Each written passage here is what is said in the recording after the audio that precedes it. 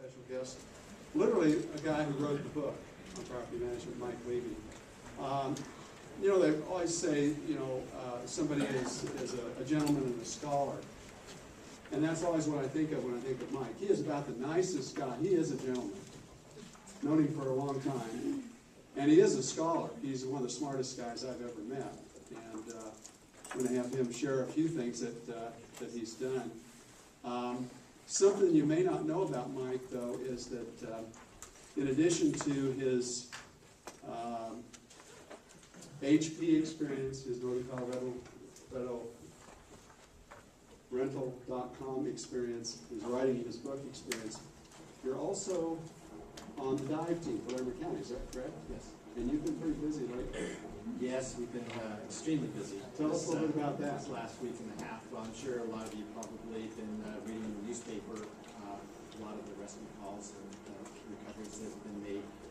The rivers are running very high, very strong right now, and we're still ColoradoRentals.com at that time. And tell us a little bit about how did you come up with that vision, and what was your inspiration for that, and how did you create that, and what's happened in the last 7 years with that?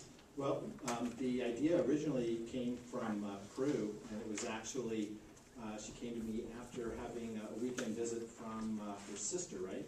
And her sister was supposed to be visiting Prue, but seemed to be spending most of her time on the computer, and so Prue asked, well, what are you doing on the computer? She says, I'm renting out my property.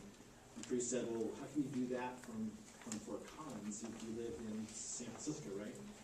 And so she said, well, there's this website. And so Prue said, wow, we need something like that here in northern Colorado. So after that weekend, she came to me and she told me about it. And I said, well, Prue, I mean, there's lots of websites like that all over the country. I mean, it's not a new idea.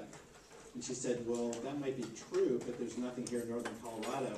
So I said, okay, I'll look into it. I'll do a back-of-the-envelope business plan, see if the numbers make sense or whatever. And sure enough, it was a really good idea that we really didn't have anything like that here in northern Colorado. And so that was the genesis of it. I have a policy and process, and I basically follow this straight through.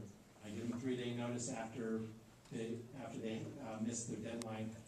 It's due on the 1st, it's late on the 3rd, and basically a 3-day notice.